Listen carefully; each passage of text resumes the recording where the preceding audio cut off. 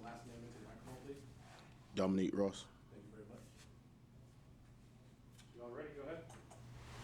How has Bateman been using you along with Chaz and Jeremiah, kind of with three linebacker rotation there? Yeah, so when we first started the season off, it was going to be me and Gimmel, Jeremiah Gimmel. But Chaz he's a great athlete, so it's best the defense plays better when when all three of us is on the field. So he ended up moving me to the outside linebacker, Sam/nickel type linebacker, and we moved Surratt to the wheel position, and Gimmel stayed at Mike. So it's a lot of speed on the field. What's your role more in that position that you're at now? This rule it allows me to cover more, so it's just more coverage skills, more me playing in space. It's pretty much that's just a big difference. You blitz in the passer a lot too. Yeah, I rush off the edge as well. Yeah. Was it a big adjustment to get more into the coverage stuff? Not necessarily, because I always wanted to cover. I always had the knack to cover, so it just just getting more reps at it. Playing in space wasn't really a challenge for me. I just do whatever coach needs me to do. I'm on it. Like Mike mentioned, growing up in Florida, you don't grow up with the rivalry. When did the rivalry mean something to you at UNC, and kind of what does it mean to you now being tenured? The rivalry meant something to me as soon as I got here because I knew that I play for UNC now. This is a tradition here in North Carolina.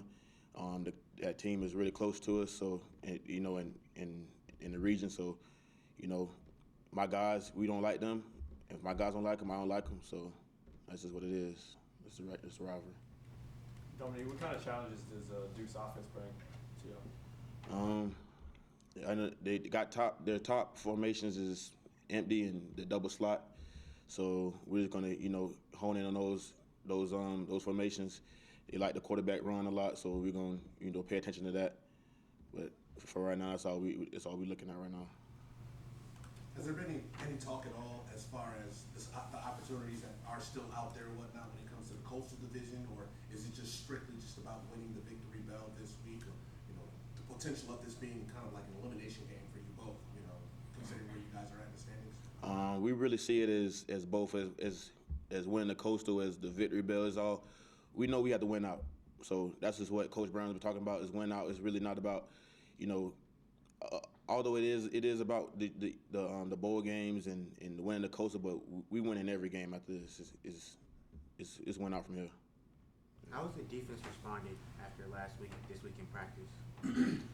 It's back to work. Every Sunday we know it's back to work. It was a tough loss. It was a long game, but at the end of the day we got to get back to work.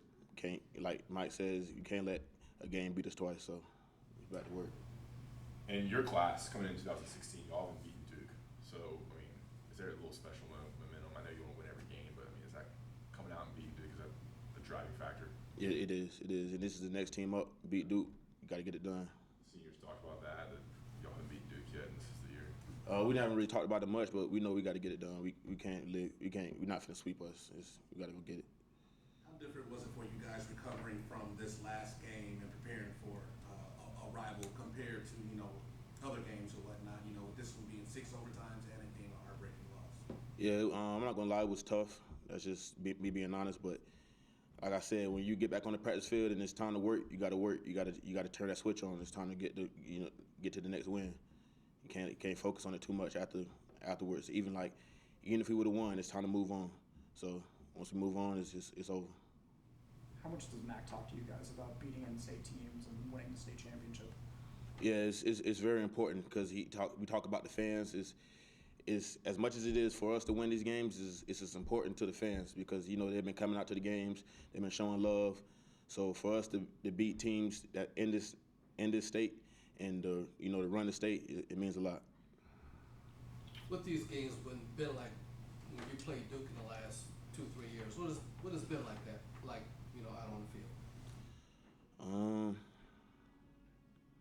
It's been intense. I just feel like the guys we really anytime we play Duke is just we got to win. So it's a more passionate game. I say it's more physical.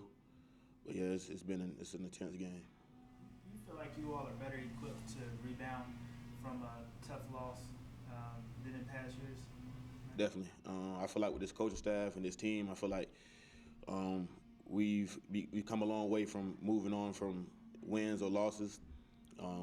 We come to work every day to get better. So the mindset that we have to get better every day is what propels us to move forward.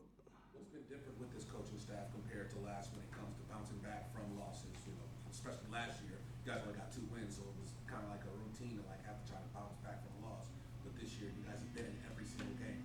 What has this coaching staff done different compared to the last? I'll say this coaching staff, they bring the energy every day.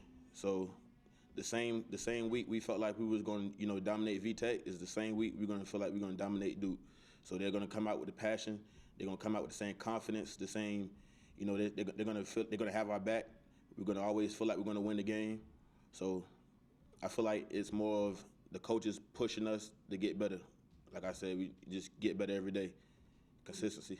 What does Coach Bateman and Coach Thigpen want y'all to work on linebacker-wise this week coming off the Tech game? Really, we've just been going over formations and learning the defense more. What we got planned for them. It's not really anything in particular, but we just been working on the game plan.